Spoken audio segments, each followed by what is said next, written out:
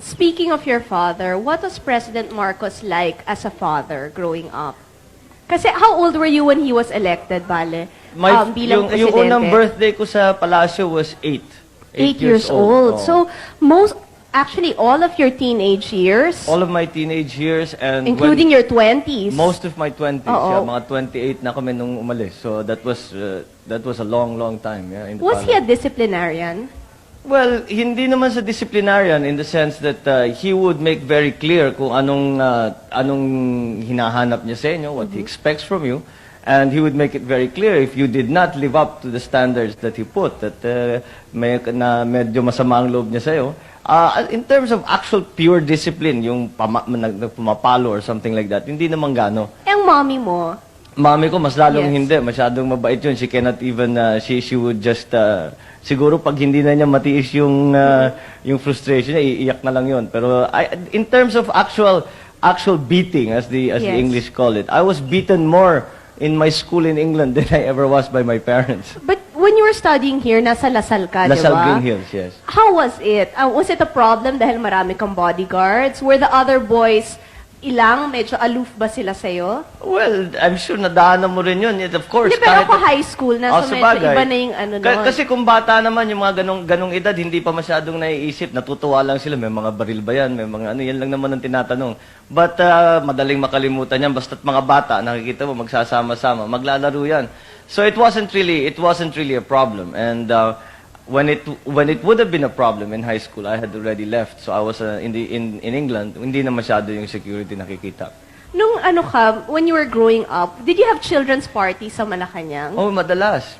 In fact, yung mga children's parties namin, yung mga party namin mga magkakapatid, doon na ginagawa sa palasyo because we would invite a lot of people. They would have performers and things like that. We'd have great parties in the palace. All your life kasi, bale, both parents are very active in politics. Do you think that is what has led you to go into this kind of life? Oh, hindi mo maiiwasan. There is no way. The only way you can explain my having entered politics is definitely because of how my father really that he even said it in his when he was still alive that he would say, I have committed not only myself to the work that I have done. I have not committed only my person, but my wife and my family too. And the time will come when you will find that you have no choice. Not to enter politics, but perhaps in the positions, in the kind of causes that we would champion. So, matagal na talagang alam na namin na kahit papano, yung ginawa ng aming ama will affect us for the rest of our lives, in whatever fashion. So, and it's turning out to be true, because how can something that dominant be suddenly just go away? So kahit na ngayon ilang taon na ito, we're still feeling the effects of what my father did, and I have no doubt to the day I die I will be feeling those effects. You're the middle child ba? I am the middle child, yes. How is it? Kasi ako youngest so medyo nabe-baby talaga ako. Ikaw middle child, only boy pa. Siguro, I don't know, it never felt Dominating bang ate si Aimee? Hindi naman. Ate. She was a proper ate. Tinuturuan kami. Halimbawa, nung bata pa kami, nung una kaming dumating lalo sa England dahil hindi kami Bakit marunong. kayo pinadala sa England? Mostly security. Yes. Madami kaming problema sa security dahil ako, maraming Anong mga year na kidnap when you threat. went to England, I Bale? left for England in 1969. My first, 70. 70 was my first year there. And then, you stayed there until when? I stayed there for almost 10 years until until I left for University of Pennsylvania. Nag-Wharton ka, Yeah, diba? that's when I went to Wharton. Yeah. Do you feel na those 10 years helped you a lot? Kasi at least, medyo ordinaryo kang citizen. Malaking bagay dahil in fact that was one of the reasons, no, that my father. But of course he would have preferred na dito kami nakatira sa Maynila. How did you keep in touch with what was going on dito? It Kasi wasn't syempre when martial law was declared, you were abroad. It wasn't easy. I was when martial law was declared, we had expected something dramatic to Yes. happen. Because marami ng beses na my dad would say that this is a real problem, we may have to do this, we may have to do that. But in general, how did we keep up? My parents would send us newspaper clippings. We would call, we would write. In my school in England, there was you had to write one letter to your parents every week. Talaga. So that was it was actually a good thing because iba yung tawag iba yung sulat hinahawakan mo and you can read it again and again. And it really taught I think both sides, including my parents, the habit of writing. So they would send us the news nung nauso na yung videotape, magpapadala ng videotape. So that they would try, but inevitably pag uwi mo rito, maraming nangyari na hindi mo na namalayan. So you just have to catch up. Medyo let's go naman dun sa lighter side. Ang first girlfriend mo ba, since you were in England, British ba siya? Ay, naku, nung nasa England ako, wala akong panahon, hindi kami pinapalabas na eskwelahan. They would let me out, I would be in school for, isang semester namin was 3 months. Sa 3 buwan, I would be able to sleep one night outside of school. Yun lang. Yun lang. And every month, I could spend one Sunday out of school. So when you'd make ligaw, dito na? Dito na siguro sa Pilipinas. Kasi dito, doon, halos di ka, kahit yung mga restaurant, yung mga bar, di ka makapasok, yung mga nightclub. Dito, hindi masyadong stricto, kahit basta't may kasama kang may edad, they will let you in. Do you feel na a lot of the girls were fawning over you na pinagkakaguluhan ka dahil Bongbong Marcos ka? Or do you think it's your charming personality? I don't know. I don't know that they were fawning over me to begin with. I don't know kung bakit lahat ng tao, ang kanilang impression sa akin are that the women were fawning over me. Believe me, there were times I would be calling, trying to get a date, and I couldn't get a date. Why suddenly this image of women fawning all over me? But I don't know. I think yung you tell me if I'm right. Yung pag-anak ng presidente, that last mga 5-10 minutes, unless may complex na talaga yung tao, yung talagang galit sa'yo dahil anak ka ng presidente, wala ka na magagawa. But karamihan naman ng mga tao, pagka nakausap mo na, after 5-10 minutes, wala na, that's over. Except for the fact that you're surrounded by Would anybody have the guts to say na, oy, pare, galit ako sa'yo, bakit ganyan naman ang mga magulang mo? Would they dare do that to you? Hindi naman. Meron, magkikriticize sila, pero hindi yung galit ako sa'yo. Sasabihin, bakit naman ganyan? Alam mo yung tao, hindi ganyan dapat, hindi tama ang ginagawa, hindi ganyan ang tingin sa ginagawa ninyo, etc., etc. So, inevitably, that would happen. Kasi naman, if you have good friends, they will tell you what they believe to be the best. Pagka naman sa tingin nila, it's a criticism that is not merely not mischievous or naninira lang, then that's valid and you just accept it. How would you react about the criticism hurled at your parents through the press and through the mass media? But before you answer that, we're going to pause for a while. Napaka-interesting ho ng ating discussion with Mr. Bongbong Marcos. Please don't go away. Criticism kung tawagin, let's say sa mga payagan, sa radyo, sa TV. Well, we have been experiencing my father's political life for a long, long time. I remember in 1963-64 when he was Senate President, wala kaming narinig kundi oust Senate President Marcos every day. I remember that. So we've been used to this kind of thing, no? And kahit papano, if you're in politics, there's no way around it. Wala ka namang magagawa na lahat masaya eh. Merong magkikriticize kahit ano pang gawin mo. So you just have to take it as it comes. And as I said, keep your mind open. And kung talagang it is a constructive criticism, then sige, makinig ka. But you also have to not take it all to heart. Because kung minsan, etong mga nagsasalita ng pinipintasan kayo, is not because they really believe that, dahil kalabang mo eh. Siyempre. Ano pa naman gagawin nila? Alam nga naman na pupuriin ka. So, it is part of their job. So, you just have to trabaho lang, ganyan lang naman talaga. Bong, how many % of your father's ideology did you believe in? Meron bang times na sasabihin mo, hindi ganyan eh. Ito yung pananaw ko. Lalo na, I guess, when it came to youth affairs. Well, I think it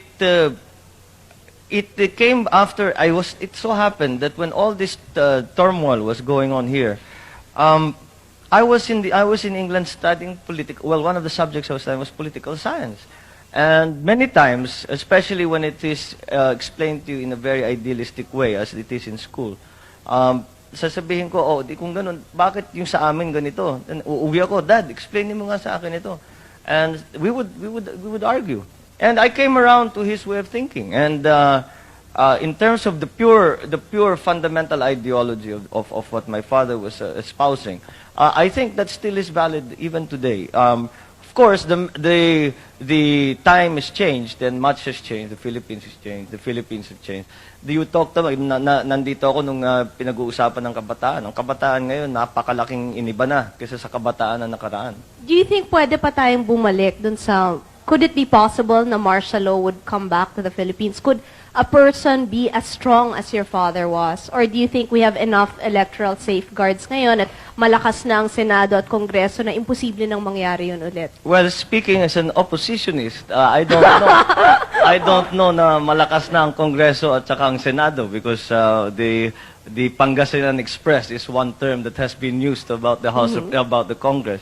But I think it is not how my father was able to consolidate his foundation was really the key.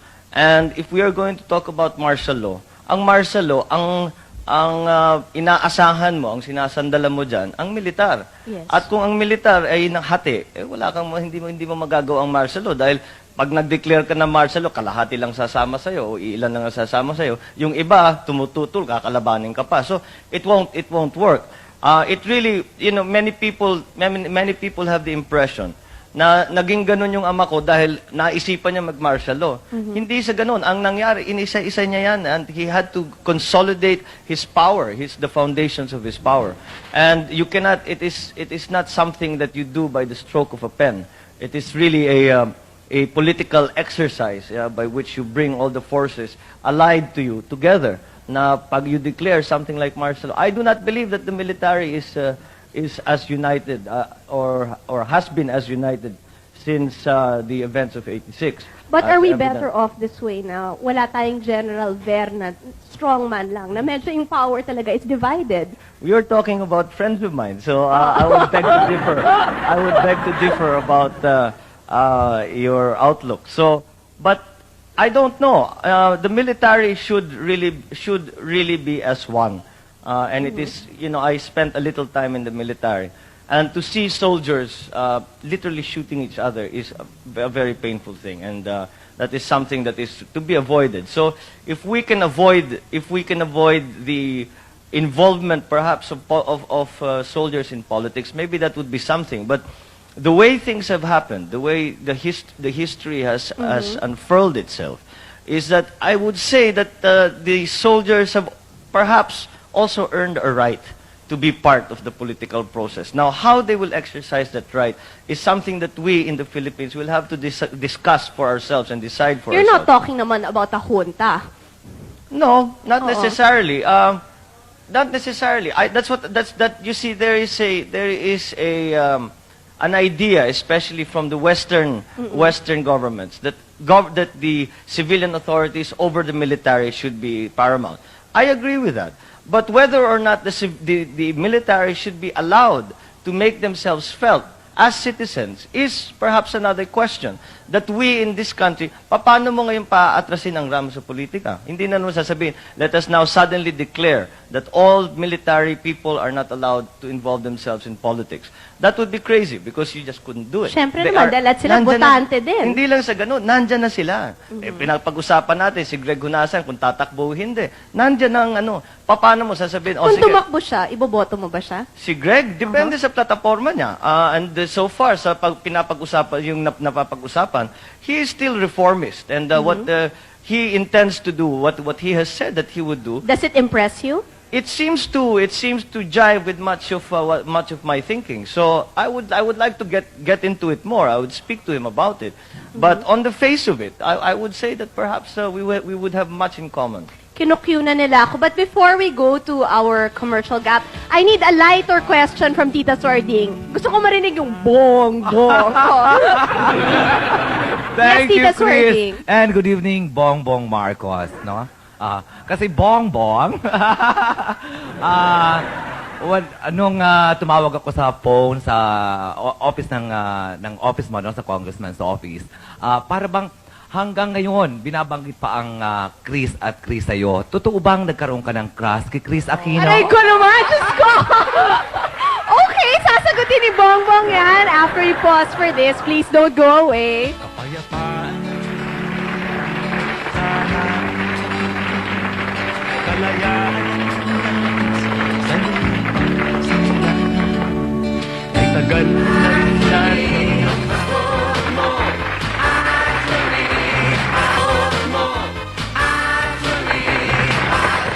Mac Arnelli, Ay, ako na pala. embarrass daw ako sa tanong Oo. nyo. Kalain ni Bongbong, pinafeed ko yan. Alin?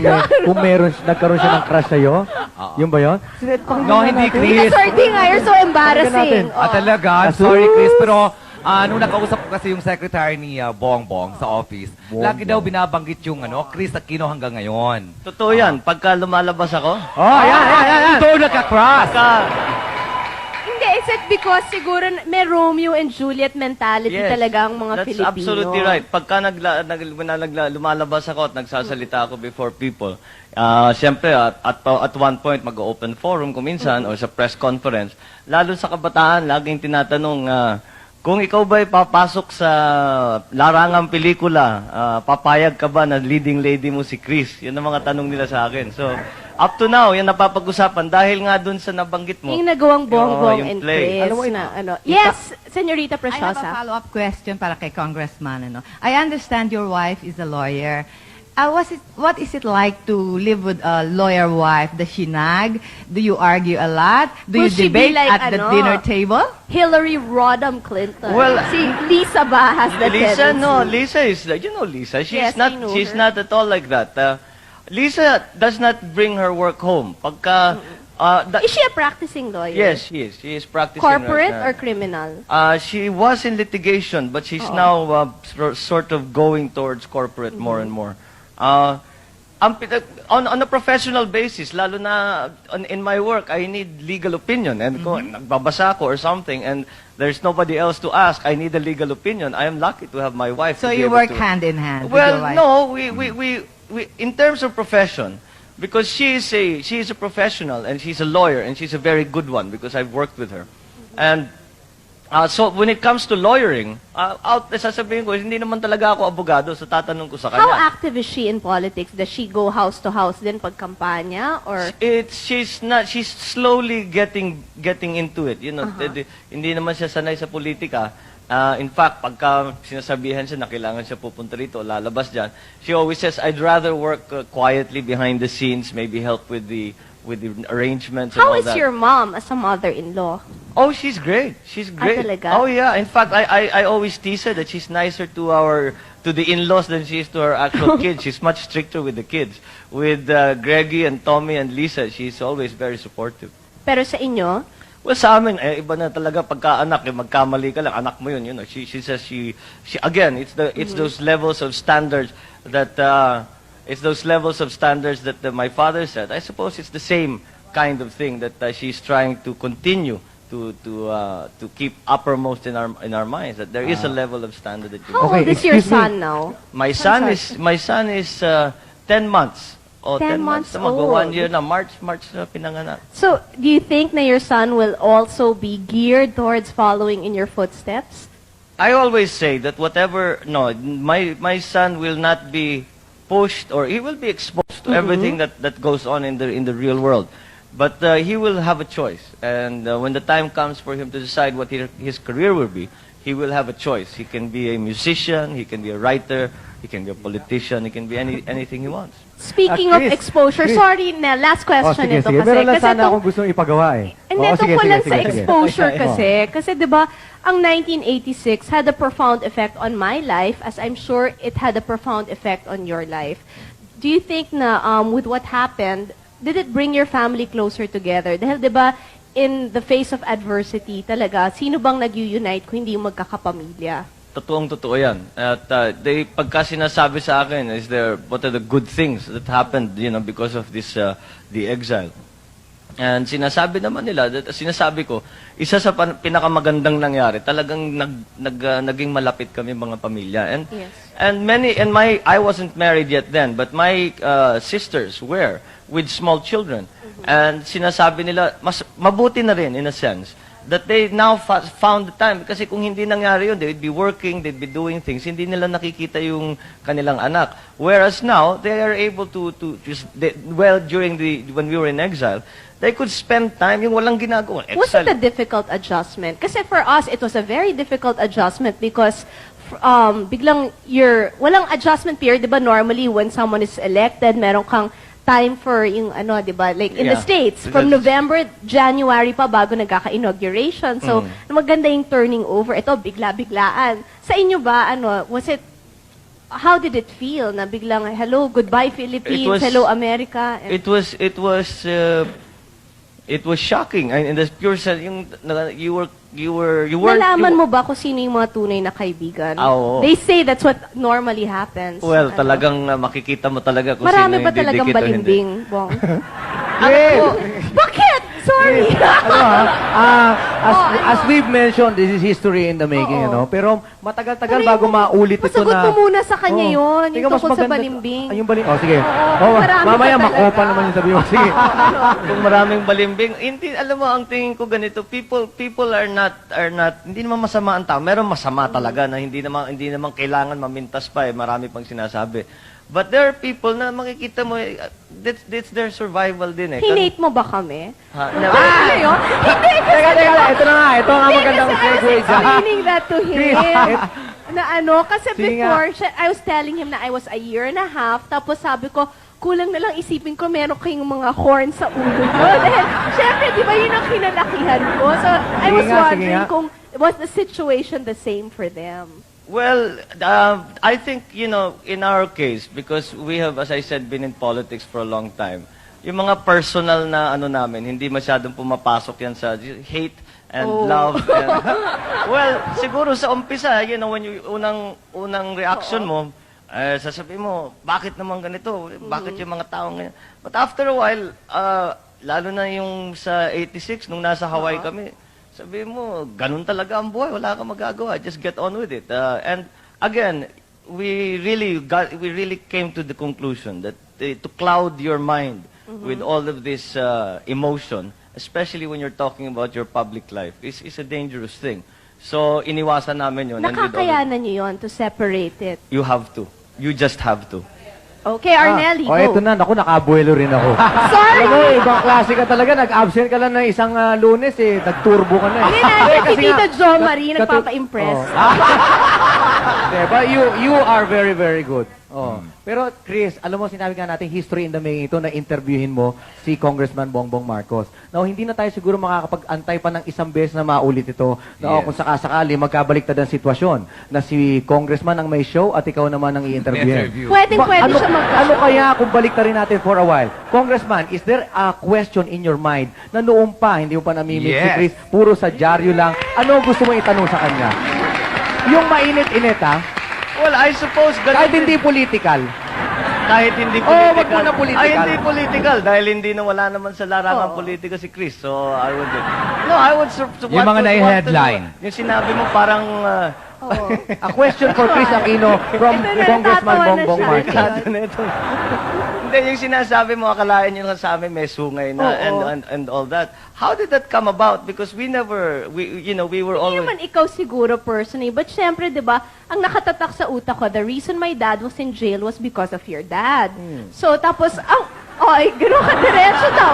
Hindi, totoo naman ho talaga yun. Kasi nga, I was explaining to him, I was only 18 months old when martial law was declared. So, 18 months lang ako noon. So, syempre, ang kinalakihan ko, dumadalaw kami sa Fort Bonifacio. And tinatanong ko, bakit ganito? Bakit ganyan? And syempre, bumabalik sa daddy mo. But then, I remember, of course, na your mom was very nice to my dad nung nagka-heart attack ang daddy ko at ang mommy mo nag-facilitate na makapunta kami sa Amerika. So, hindi naman ako blinded totally na lahat ng ginawa nyo evil. Hindi naman ganon.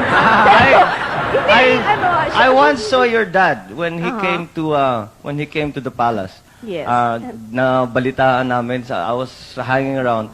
Si Daddy nag-iisa sa opisina niya. Sabi ko, bakit walang tao? Bakit walang bisita? Sabi, pupunta si Ninoy, mag-uusap silang dalawa. And your father arrived. And I was so surprised, nakatago ako sa likod. As usual ko, basta't may alam kong medyo importanteng nangyayari. Like, you talk about history in the making. That was history in the making. Nakatago ako sa likod. And I was so surprised. Ang tawagan nila, Brad. Because they were both Hindi, from sa Upsilon, di ba? And I remember a question that my father asked. And it's, your father asked this. Sabi, Brad, bakit mo naman ako kinukulong? Bakit mo naman ako linagay sa Fort Bonifacio?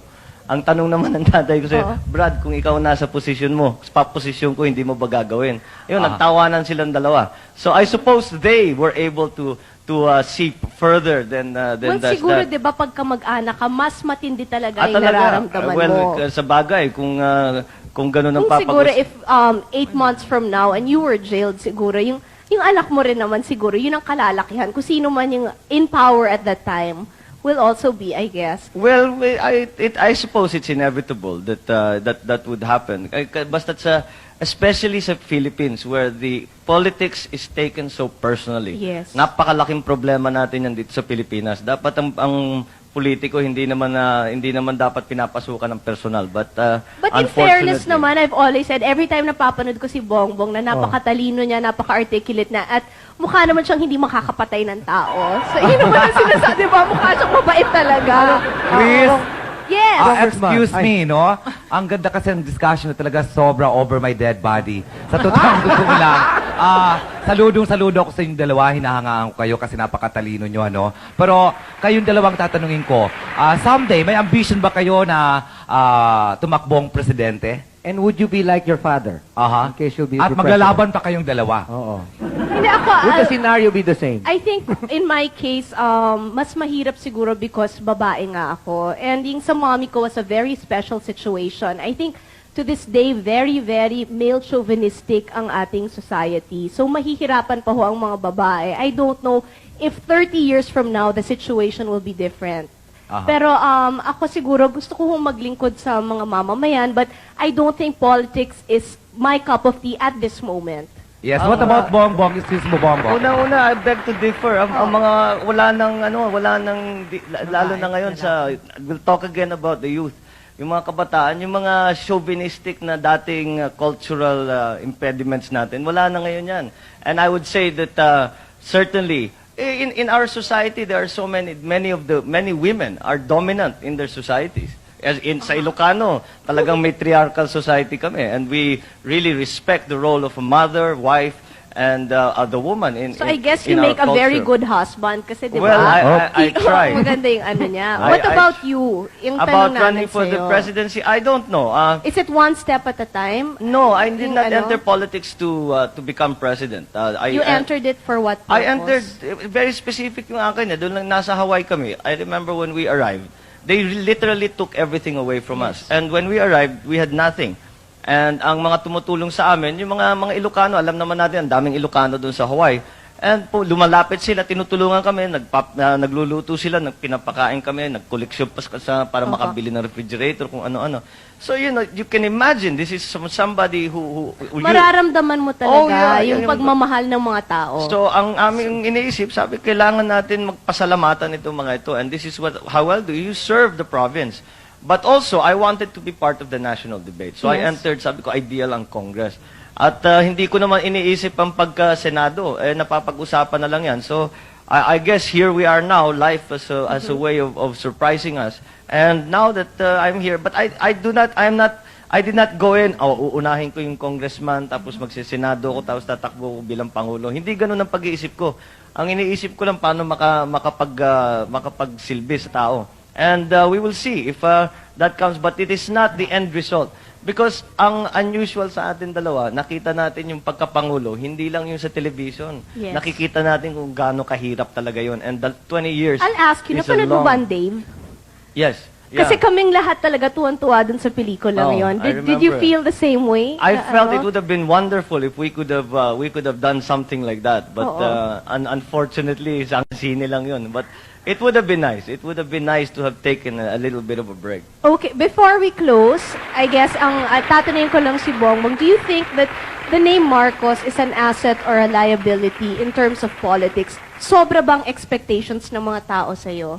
Well, in a sense, it is a liability in that sense because kahit na sinasabi ko, no, actually wala naman akong binabalik at you will be president in 10 years. Maraming mga ganun.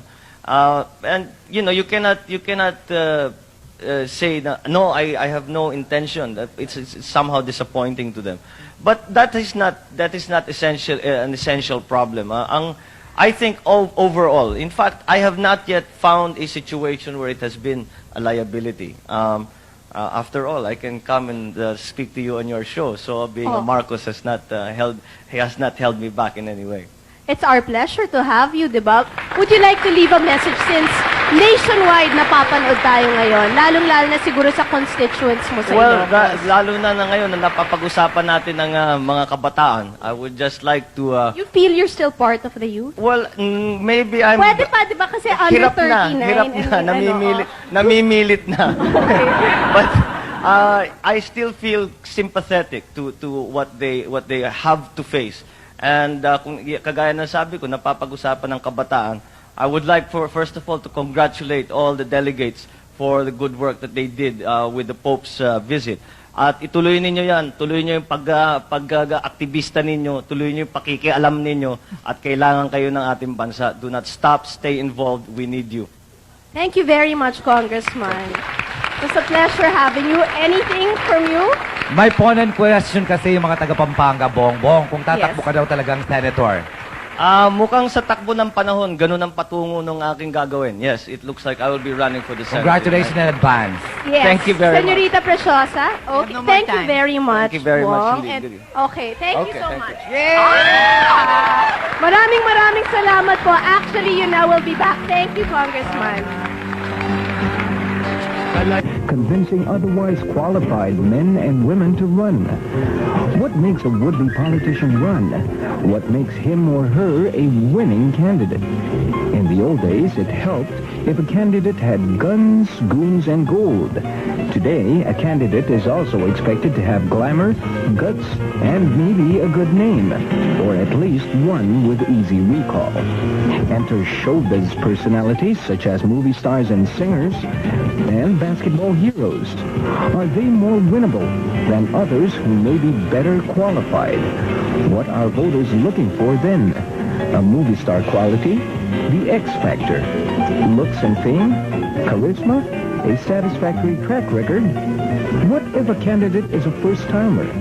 What does he or she have to do to win votes? Tell the people, why are some candidates more winnable than others? And I think we have some of the more winnable personalities on the scene today. Let me go right ahead and introduce them. Very exciting tong show namin kasi panay political chismis ang lalabas dito. Congressman Bongbong Marcos of Ilocos Norte.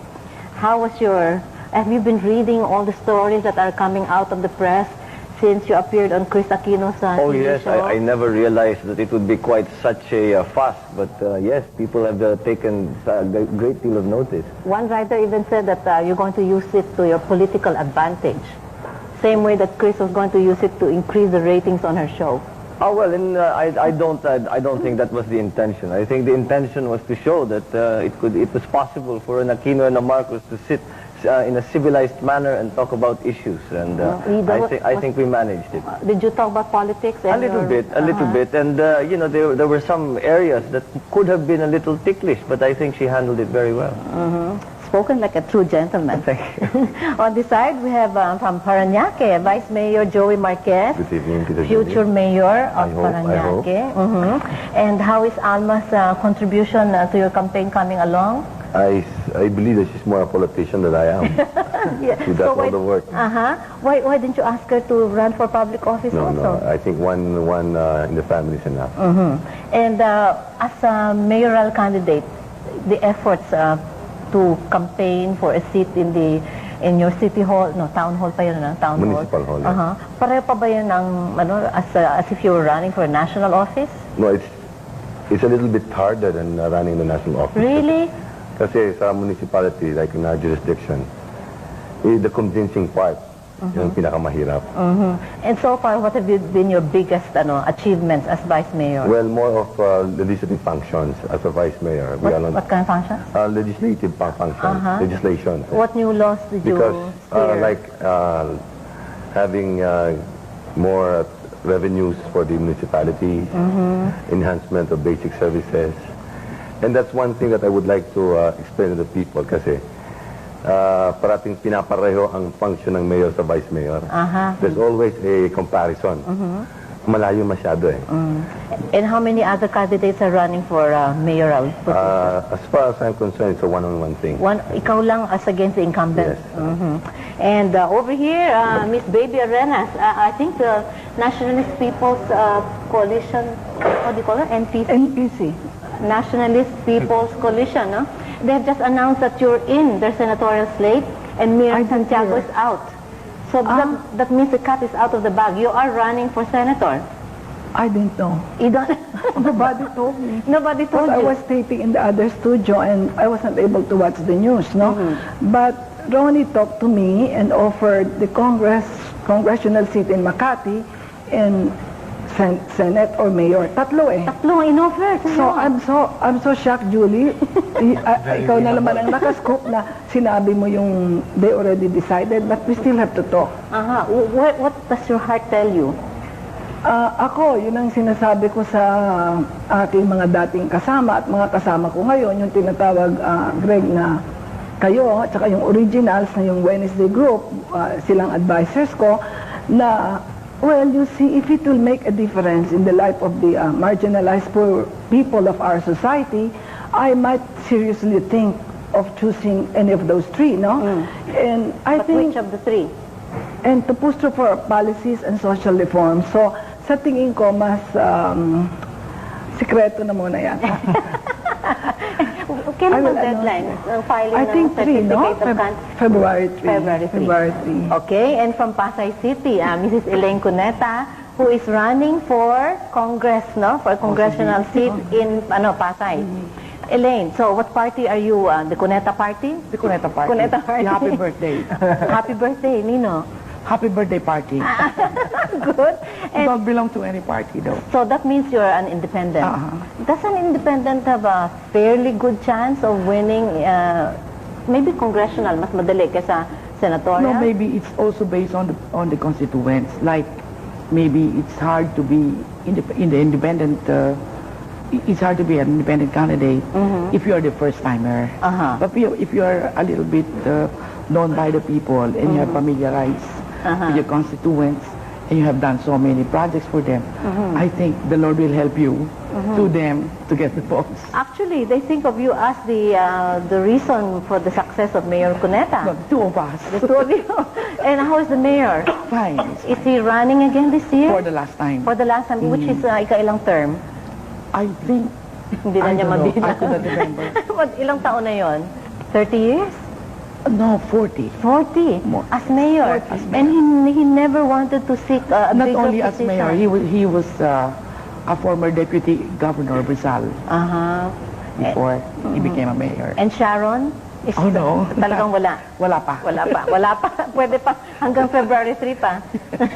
And over there, Mr. Colonel Gringo Honasan, who is going to who is aspiring to be a senator as an independent candidate. We are on our way, Ma'am Julie, to making a firm decision. Meaning? And that will only happen when we file our candidate. Which, but your heart is telling you what?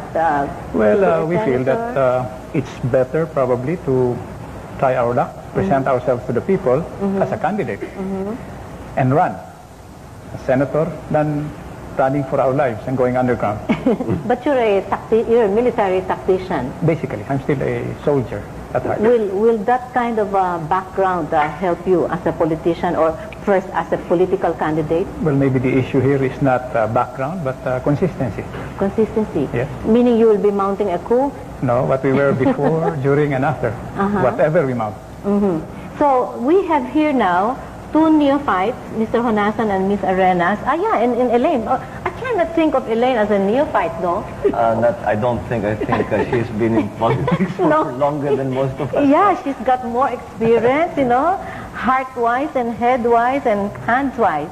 And our question tonight is, what makes a candidate more winnable than others? Maybe we have to zero in on the X factor. So I'd like our viewers to call us also, 931-8805, 931-5084, and 5085, to tell us what they are looking for in a candidate.